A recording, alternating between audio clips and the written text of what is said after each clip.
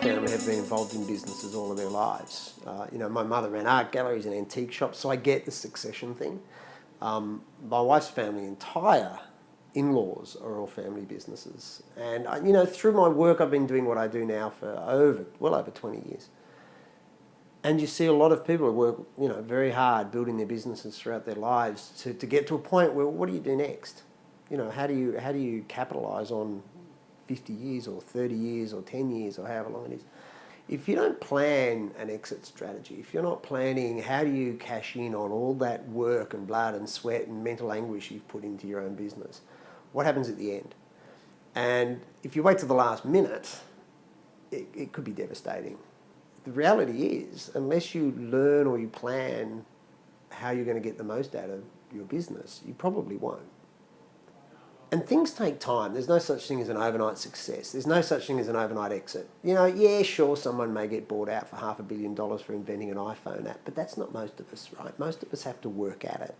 So if you come now, the thing is you can put in place ideas and strategies that are going to make a huge difference to your future. It's cause and effect.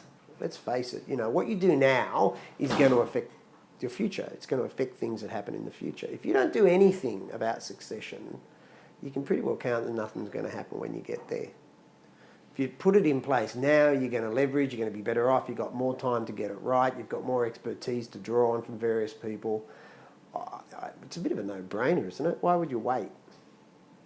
So you looked at the lineup for the day, the speakers that we have. What's your first thought when I went through the agenda that we were just doing earlier today?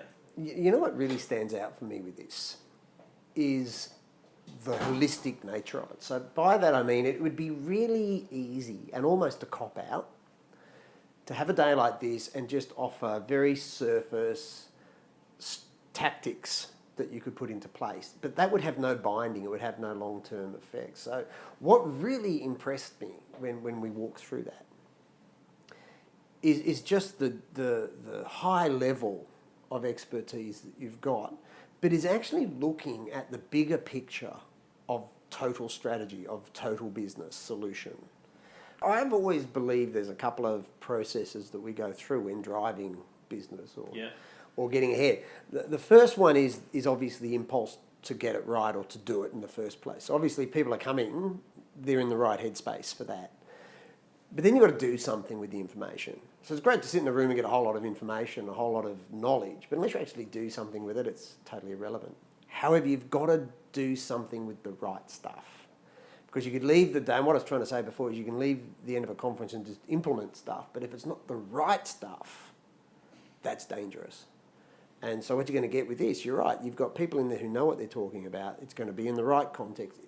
The tools and the things to actually be implemented from this day are going to be the right things to do. If people want to really get value out of a day, like this will be, and it will be a pretty, lock in your seatbelt kind of a day, you've got to put in the effort, I think, before you even get there.